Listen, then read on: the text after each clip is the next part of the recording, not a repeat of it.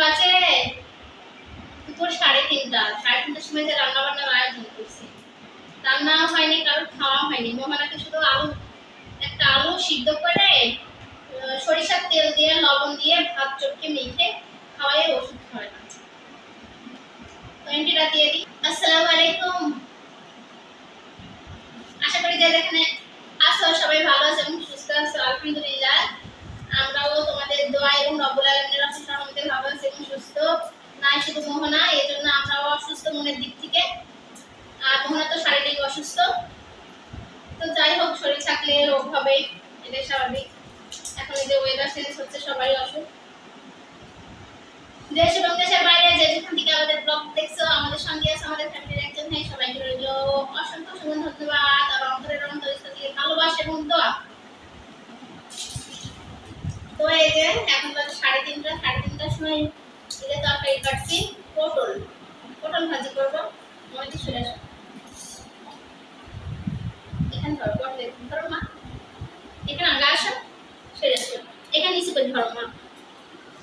এই যে ওর হবে না, এই যে পটল কাটছি। এই যে এখানে পটল কেটে নিচ্ছি নিচু করতে। তো এই যে এখানে পটল আর হচ্ছে কাঁঠালের আটি কাটছি। এই দেখো কাঁঠালের আটি সব মা কবে দিছিল, শুকাই গেছে। তো এখন কি রান্না করব? মোহনা তো বসে পড়লো। মোহনা ফ্লোর থেকে উঠো, আমার ঠান্ডা লেগে যাবে।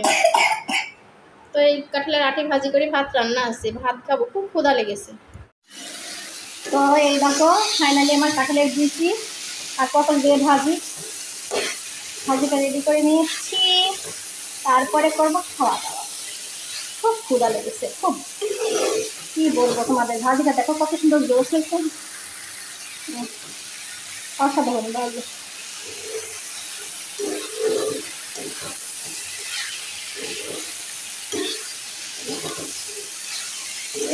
ভাজিটা অসাধারণ।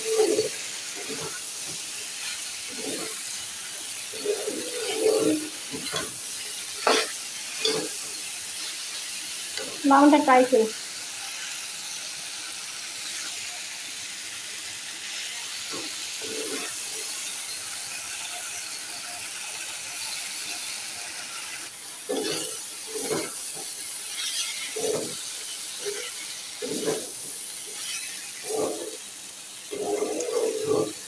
কাঁঠালের বীজ দিয়ে আর পটল দিয়ে ভাজি অনেক মজা লাগে, অনেক স্বাদ লাগে, অনেক টেস্ট, মাশাআল্লাহ।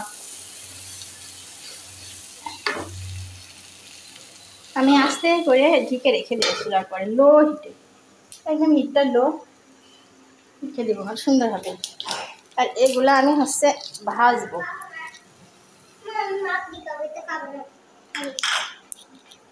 খাবে না? ভাত দি খাবা? আচ্ছা, দেখি জ্বর কেমন। চলো,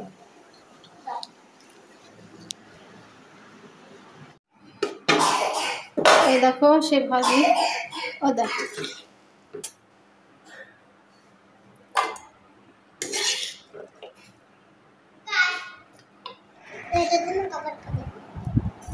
মোহনা বইটার যে ক্ষুধা লেগেছে, মোহনা বইটা ভাত খাবে ভাজি দিয়ে, ছোট চামচ দিয়ে উঠাই দিলাম। খাওয়াছো মামনি?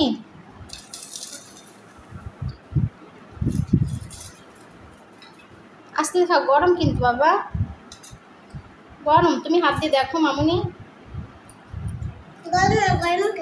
হ্যাঁ ঠিক বলেছি, গরম গরমটা খেতে অনেক মজা লাগে, ঠিক না মামনি? খাও। মোহনা বুড়িটাই দেখো খেলা করছে, সব খেলনাপাতি নিয়ে খেলতে বসেছে। আজ খালি গায়ে, মোহনা জামা পরছে না, গেঞ্জিও পরছে না, শরীর অসুস্থ, জ্বর গাত পা ঘামছে, ফ্যানের নিচে বসছে। বলছে আম্মু আমি জামা পরবো না।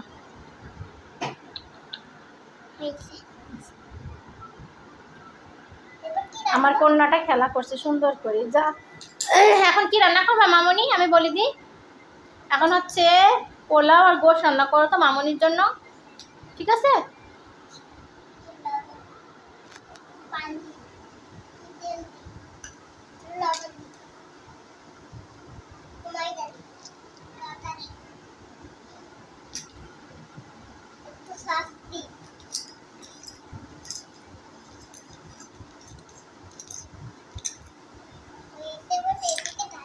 রান্না হয়ে গেল মা তোমার গোশ পোলাও? আমাকে খাওয়াবে এখন? ও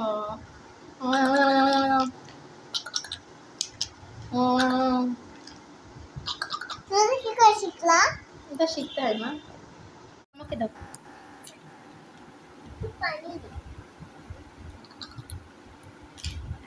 একটু দূরের থেকে ধরবে, ঠিক আছে? এটা কি পোলাও? গোশ কই মামনি? গোশ এটাকে ধরে দিলে রেখে দিয়েছি। কই দাও।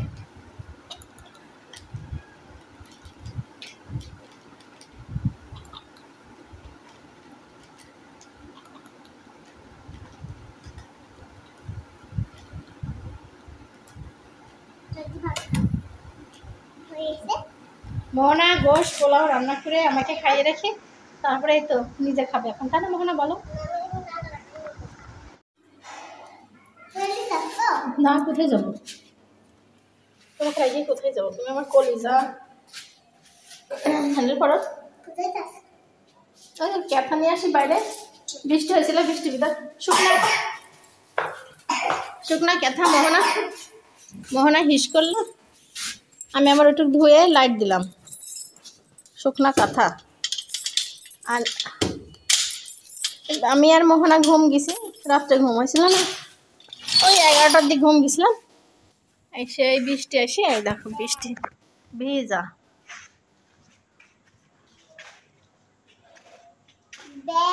ব্যাং দেখি তো, দেখো ব্যাং। ওই যে ব্যাং, মুখটা ব্যাংকে, মুখটা ব্যাং। মাটিতে মারবো? না না, মারতে হয় না। তাহলে রাত করে ওরা জীব, ওদের মারতে হয় না। আমাকে কি করবি? আসো এদিকে আসো।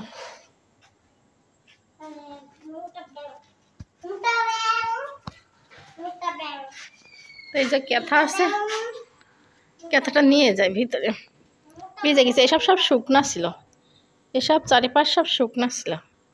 এই সাইডে শুকনা ছিল, খালি যে এইটুকে মোহনা হিস করছিল, এইটুকু ধুয়ে দিছিলাম।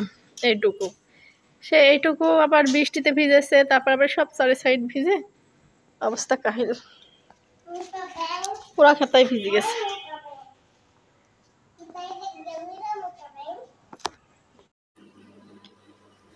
তো এই দেখো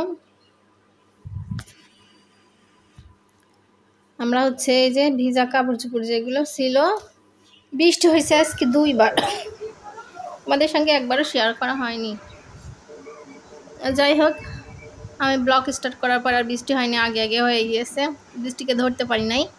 তো হচ্ছে বিছনার চাদরে মোহনা হিস করেছিল, ক্যাথাতে হিস করেছিল, ধুয়ে দিছিলাম। তো ওইগুলো আবার হচ্ছে বৃষ্টি হচ্ছিল, উঠাই নিয়ে এসে রেখে দিয়েছে, ওগুলো এখন মেলে দিচ্ছে। তো হচ্ছে যে চাদরটা আমার রুমে হচ্ছে দরজার পরে রাখলাম, ফ্যান চলছে, শুকাই যাবে। আর ক্যাথাটা ওই যে জিসানের রুমে রাখলাম, শার্ট করে শুকিয়ে যাবে। এক সাইড করে দড়ি টাঙিয়ে নিয়ে এসেছি, নাহলে জায়গা নাই ভিতরে, একদমই জায়গা নেই, অল্প জায়গা। লুডুস খাবা? তোমাকে ভাত দিলাম, ভাত নষ্ট করে দিলা। শরবত খেতে চাইলা, শরবত বানাই দিলাম, ট্যাং দিয়ে চিনি দিয়ে, সেগুলো নষ্ট করলা, খাচ্ছ না। মোহনা তাহলে এখন যদি লুডুস আমি রান্না করে দিই, তাহলে তুমি আবার যে নষ্ট করবা মামনি? কিন্তু লুডুসে কিন্তু ডিম নাই, ডিম শেষ হয়ে গেছে মামনি। খালি খাবা? আচ্ছা। তো এই যে এখানে বাদাম চলছে, হচ্ছে একটু লবণ দিয়ে একটু ঝাল ঝাল করে অর্ধেক নিয়েছি, একটা বাদাম ছিল, অর্ধেক নিলাম। অর্ধেকই মোহন আবার ঝাল খায় না গো, আমার দিকে ধরো না। মোহন আবার ঝাল খায় না, বুঝছো? মোহন ঝাল খায় না, মনে করছি যে হচ্ছে লবণ দিয়ে আর সরিষার তেল দিয়ে মাখিয়ে দিব, খাবে। এই সময় হচ্ছে জ্বরের সময়, তো সিজনাল চেঞ্জ হচ্ছে, বর্ষা বৃষ্টি, যে সিজনাল চেঞ্জ হচ্ছে, আর সবার অসুখ বিসুখ লাগিয়ে আছে, বড় ছোট সবার জ্বর, ঠান্ডা, সর্দি, কাশি। তো এই সময় নাকি হচ্ছে মালটা, তারপরে এই ধরনের জাম্বুরা, এই জাম্বুরা বইয়ের ভাষায় জাম্বুরা, আর আমরা বাংলা ভাষায় আমাদের আঞ্চলিক ভাষায় বলি যে বাদাম। ছোট থেকে বলে আসছি বাদাম, এখন জাম্বুরা বলতে গেলে হয়। তো এগুলা খেলে জ্বর হচ্ছে, তাড়াতাড়ি সারে। লেবুর রস, লেবু,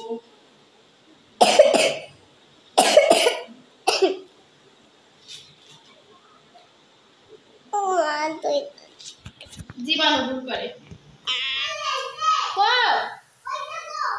আসছি ঘরের রুমের ভিতর কেলদি, লাল কেলদি উঠছে, তাই মোহনা চিল্লাচ্ছে। মোহনার এই যে লুডুস রান্না করছে।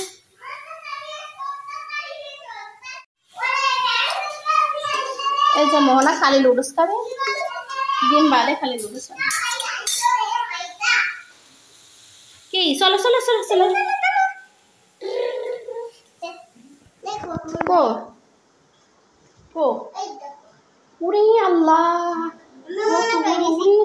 কত বড় কেল্লি দরজা দিয়েছে না। চাদরের সাথে ছিল নাকি জানি, চাদরের টাদরের সাথে ছিল নাকি ছিল।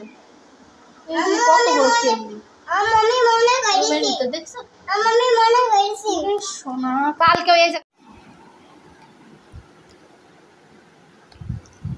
তোমারে ফুটাইতে গো আমার চোখের নিচে কালি, তোমারে ফুটাইতে গো আমার চোখের নিচে কালি, তুমি যেই বাগানের ফুল আমি সেই বাগানের মালি, তুমি যেই বাগানের ফুল আমি সেই বাগানের মালি। কই মামুনি? এখন রাত্রি বাজে 8:30, বুঝছো? তো এই যে বাদাম চিনলাম, বাদাম মাখিয়ে নিয়েছি, লবণ দিয়েছি শুধু। মোহনা খাবে তো, ঝাল হবে, খেতে পারবে না।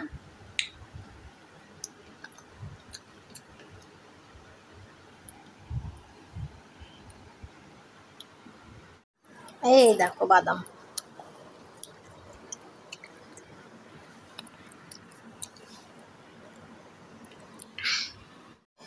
বাদামটার কেমন স্বাদ সেটা তোমাদের সঙ্গে শেয়ার করি। হ্যাঁ, মিষ্টি আছে, টক নাই, একটু টক নাই, মিষ্টি মিষ্টি। আর ওই যে কেমন একটা ঝাল ঝাল ঝালটি ঝালটি থাকে না অনেক বাদাম, তেমন একটা ঝালটি ঝালটি, কিন্তু রস আছে আর সুন্দর একটা মিষ্টি মিষ্টি টেস্ট। তো ওই মিষ্টির টেস্টটা অসাধারণ। আর খাওয়ার পর জিহ্বাতে কেমন একটা ঝাল ঝাল ভাব আসছে, একটু তিতা ঝাল ঝাল ভাব।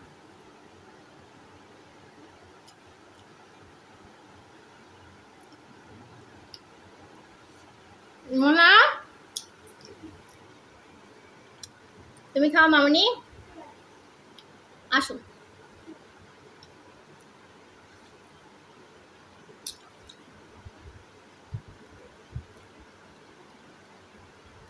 তো ব্লগটা আর কন্টিনিউ করবো না, এখানে শেষ করে দেবো।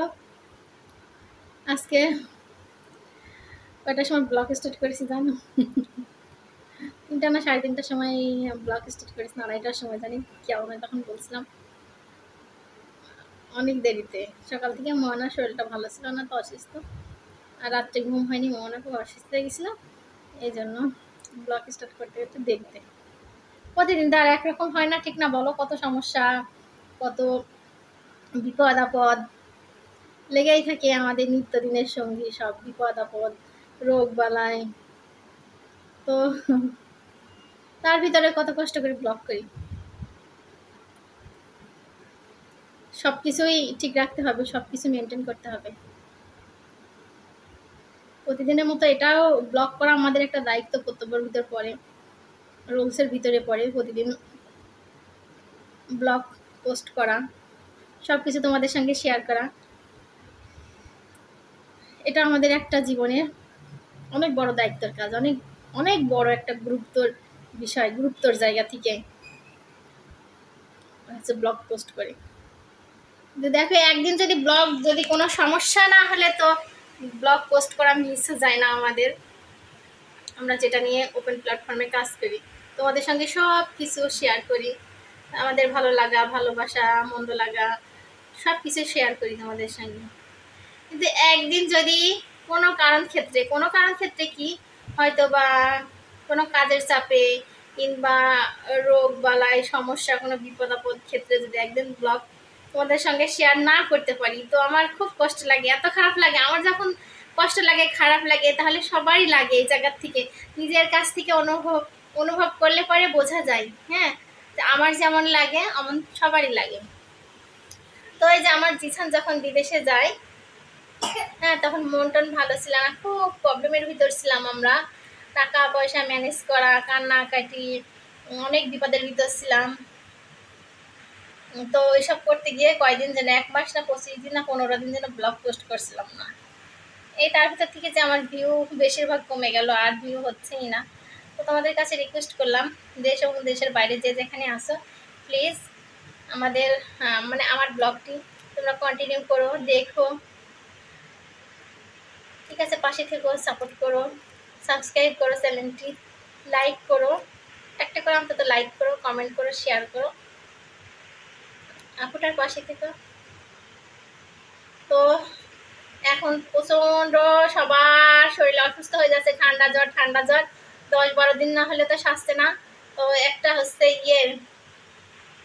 ইয়ের ভিতর, রুলসের ভিতর পড়ে যাচ্ছে জ্বর, যে এই 10 দিন কি 12 দিন কি 13 দিন এরকম না হলে কিন্তু জ্বর সারছে না, 1 সপ্তাহ। তো সবাইকে বলি, সবাই সাবধানে থেকো, সতর্ক থেকো, হ্যাঁ, ঠান্ডা জ্বর যেন না হয় সেদিকে খেয়াল রেখো। ঠান্ডা খাবার খাবা না, বাসি খাবার খাবা না, ঠিক টাইম মতো গোসল করবা। বৃষ্টি হয় এখন মাঝে মধ্যে, বৃষ্টি পানিতে ভিজবা না, ঠান্ডা লেগে জ্বর আসবে। তো সবার সুস্বাস্থ্য কামনা করে ব্লগটা এখানে শেষ করলাম। আল্লাহ হাফেজ, গুড নাইট।